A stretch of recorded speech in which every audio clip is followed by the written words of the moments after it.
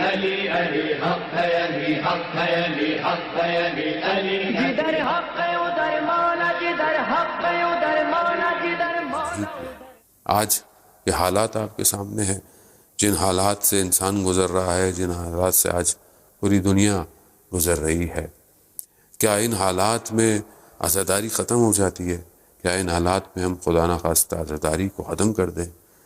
آج یہ سوال اٹھ رہا ہے کہ امام بارگاہ بند ہیں، مسجدیں بند ہیں، اور ظاہر ہے ایک اچھی پوری خاصی تعداد دنیا کی جو ہے وہ گھروں کے اندر بیٹھی ہوئی ہے، جو کہ بیٹھنا بھی چاہیے، کیونکہ ظاہر ہے اس بیماری جو پھیلی ہوئی ہے وائرس، اس کا علاج ہی یہی ہے کہ جتنا انسان پبلک گیدرنگ سے دور رہے گا، ہو سکتا ہے میں مریض نہیں ہوں، ہو سکتا ہے کوئی اور مریض ہو سکتا ہے میں مریض ہوں، کوئی اور مریض نہ ہو، تو اسلام کہیں بھی نہیں کہتا کہ ہم کسی اور کی جان خطرے میں ڈالیں، مگر اس کا کیا مطلب ہے کہ عزاداری نہ کریں؟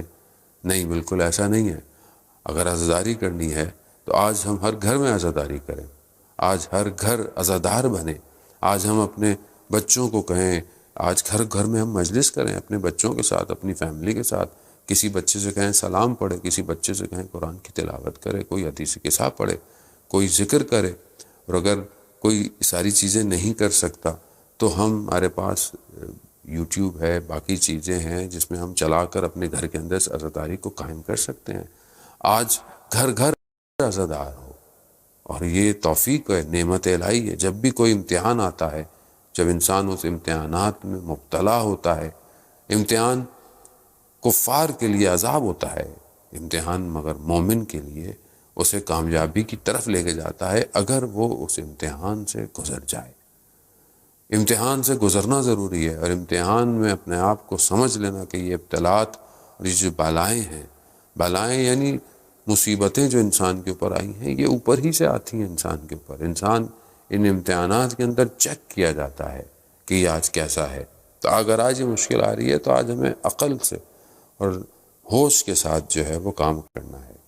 عزاداری کہیں ہمیں یہ نہیں کہتی ہے کہ ہم جو ہے وہ دوسروں کی جان خطرے میں ڈالیں۔ عزاداری امام حسین کے مقصد کو زندہ کرنا ہے۔ آج اگر ہم گھر میں بیٹھے ہیں تو آج ہم گھر سے امام حسین کے مقصد کو ادا کریں۔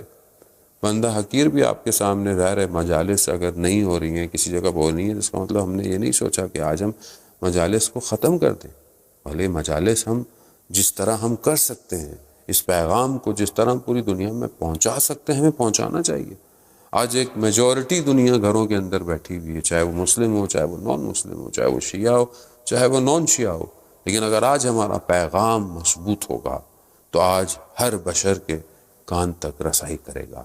آج ہر بشر، ہر انسان کے دل میں اتر سکتا ہے اگر ہماری بات واقعاً اس قابل ہوگی، اور کیوں نہ ہو، کیونکہ جب ہم اپنی بات کریں گے تو یقیناً نہیں ہوگی، لیکن اگر ہم اللہ کی بات کریں گے، آئمہ علیہ السلام کی بات کریں گے، تو وہ یقیناً لوگوں کے دلوں میں اپنی جگہ بنائے گی۔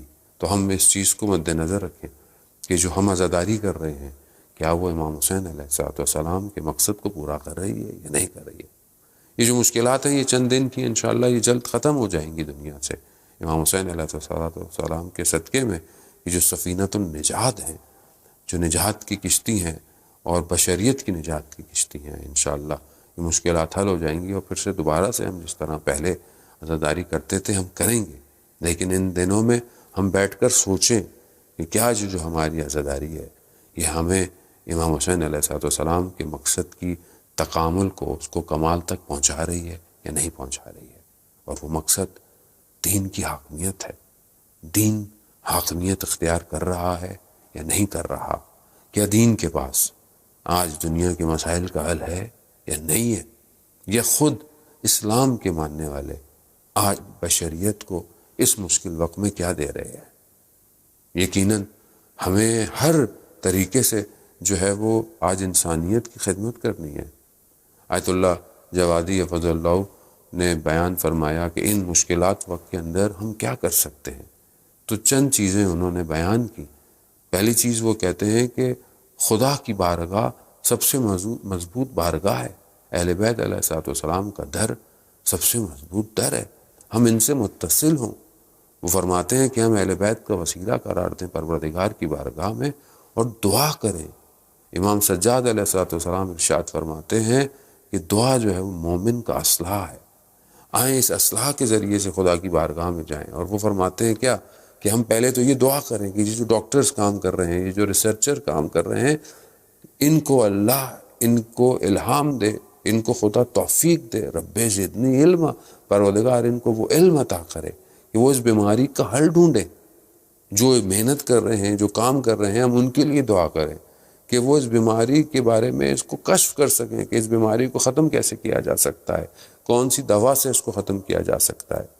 دوسری چیز, ہم ان کے لیے دعا کریں کہ جو ادارے کام کر رہے ہیں, آرگنائزیشنز کام کر رہی ہیں, حکومتیں کام کر رہی ہیں, گورنمنٹ کام کر رہا ہے, جو بھی کام کر رہا ہے اس کے لیے دعا کریں کہ وہ ان حالات کے اندر, اس ورلڈ سچویشن کے اندر صحیح طرح مینجمنٹ کر سکیں, لوگوں کو صحیح چیزیں فراہم کر سکیں جو کرنی ہے. تیسری دعا ہم ان مریضوں کے لیے کریں کہ جو اس بیماری کی وجہ سے مریض ہیں, پروردگار ان کو اہل بیت کے صدقے میں شفا عطا کر. اور چوتھی, وہ جو لوگ سالم ہیں وہ دعا کرے نہ صرف اس لیے یہ بیماری ان سے دور ہو, بلکہ یہ بیماری ہمیشہ کے لیے ختم ہو. ہم اس طرح بھی زندگی گزار سکتے ہیں. اور یہیں پر میں یہ بھی پیغام دوں گا کہ جو لوگ ان ایام میں کام کر رہے ہیں, لوگوں کی مدد کر رہے ہیں, صرف اپنے آپ کو نہیں دیکھ رہے ہیں, ان کا اجر خدا کی بارگاہ میں بڑا محفوظ ہے. ایک استاد ہمارے واقعہ بیان کر رہے تھے کہ ایک شخص تھا کہ جو مسجد جمکران میں بہت عرصے سے جو ہے وہ وہاں خدمت کرتا تھا, اور بڑا عنایت تھی اس کے اوپر, ظاہر ہے اتنے کئی سال سے وہ جو ہے وہاں پر خادم تھا. وہ شمال کا رہنے والا تھا, اور وہاں پر ایک دن کسی نے اس کو کسی اور شہر سے لا کر کچھ مچھلیاں دی. سفید مچھلی تھی, وہ یقیناً کسی مرض کے لیے یا کسی علاج کے لیے بھی کام آتی ہے, اس کو اس کی ضرورت تھی. لیکن اسے خیال آیا کہ اس سے زیادہ ضرورت اسی کے جہاں وہ رہتا ہے وہاں پر ایک اور مومن ہے جس کے پاس اتنی استطاعت نہیں کہ وہ مچھلی کو خرید سکے. تو اس مچھلی کو لیا اور جا کر اس مومن کے دروازے پر جا کر اس کو کہا کہ تمہیں اس کی زیادہ ضرورت ہے, تمہاری صحت کو شاید اس کی ضرورت ہے, یہ تم استعمال کرو. بندے نے آ کر سو گیا, اس نے عالم رویا عالم خواب میں دیکھا کہ ایک نورانی شخصیت آئی ہے, اور انہوں نے اس کے قلب کے اوپر ایک نگاہ ڈالی ہے, اور قلب بالکل ایسے, دل ایسے ہوا جیسے تیز ہوا کے اندر کسی کتاب کے صفحے پلٹنا شروع ہو جائیں. دیکھا کہ اس کے قلب کے سارے صفحے اور سارے حجابات ہٹتے چلے جا رہے ہیں, اور اس کا قلب نورانی ہو گیا. اور جب اس نے دیکھا غور سے, جب اس میں کشف ہوا خواب میں کہ وہ مولا کائنات حضرت امیر المومنین علی ابن ابی طالب علیہ السلام ہے, تو اطراف میں اس بزرگوار شخصیت کے کچھ اور بھی لوگ تھے. تو انہوں نے کہا کہ مولا, آپ ہمارے قلب پر بھی ایک ایسی نگاہ ڈالیے جیسے آپ نے اس کے قلب پر ڈالی ہے, اس کو نورانی کر دیا ہے. کہا کہ نہیں, تمہارے قلب پر میں وہ نگاہ نہیں ڈال سکتا. کہا کیوں؟ کہا اس نے ایثار کیا ہے, اس نے قربانی دی ہے, اس نے وہ کیا کہ اس کو خود کو ضرورت تھی, مگر اس سے زیادہ اس نے محسوس کیا کہ اس کے مومن بھائی کو ضرورت ہے, اس نے وہ چیز اس کو جا کر دے دی ہے. اور یہی ایثار و قربانی, اس کی وجہ سے اس کے قلب کو ہم نے نورانی کر دیا ہے. عزیزان محترم, آج کئی لوگ ہو سکتا ہے کہ ایک وقت کا کھانا نہ کھا سکتے ہوں, آج کئی لوگ ہو سکتا ہے کہ زندگی کی بیسک نیڈ سے بھی جو ہے وہ نیچے کی طرف زندگی گزار رہے ہوں. آج ہمارا فرض بنتا ہے اس لاک ڈاؤن سچویشن کے اندر کہ جہاں لوگ بھوکے ہیں, جہاں لوگ ڈیلی کام کرتے تھے اور ان کے گھر کا چولہا جلتا تھا, آج سفید پوش لوگ بہت سارے ہیں کہ جہاں بہت ساری جگہوں پہ لوگوں کی سیلریاں بھی کٹ ہو چکی ہیں, کام بھی ختم ہو چکا ہے. وہاں پر ہماری کیا ذمہ داری بنتی ہے؟ اگر آج ہمارے دسترخوان پر 3 ڈشیں تھیں تو ہمیں چاہیے کہ ہم 1 ڈش رکھیں اور 2 ڈشیں جو ہیں وہ کسی اور کو پہنچائیں. آج اگر ہمارے دسترخوان پر زیادہ چیزیں تھیں, ہم اس کو کم کریں, ہم کم میں زندہ رہنے کی اپنے آپ کو عادت ڈالیں اور لوگوں کے گھروں کے چولہوں کو روشن کریں.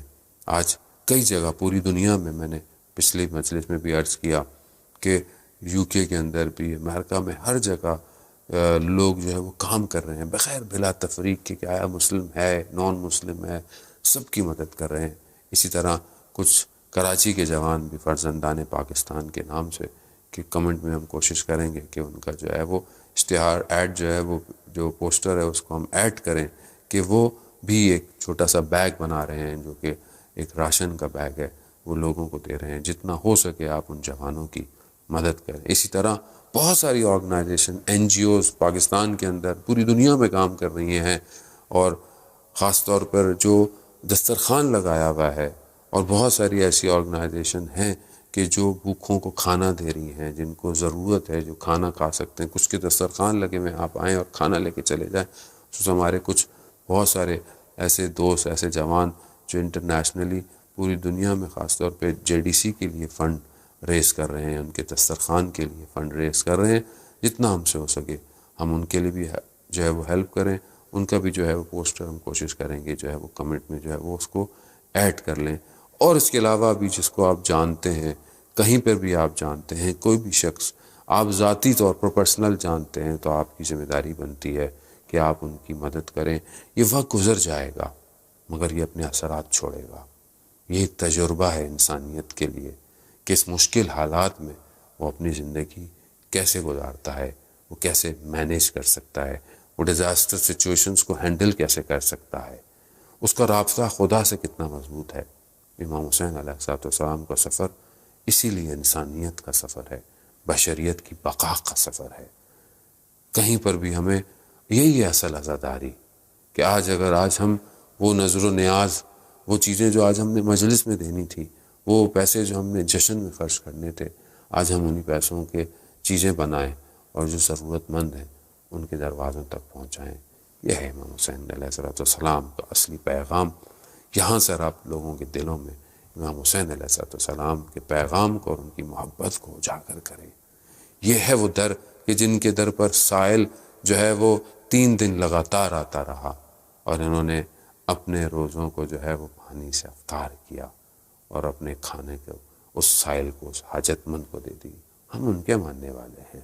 آج حاجت مند ہمیں نظر آ رہا ہے، اور آج ہمیں ان کی حاجتوں کو پورا کرنا ہے. ادھر حق ادھر مولا، جدھر حق ادھر مولا، جدھر مولا ادھر حق. علی علی حق ہے، علی حق ہے، علی حق ہے، علی علی. جدھر حق ادھر مولا، جدھر حق ادھر مولا، جدھر مولا ادھر حق.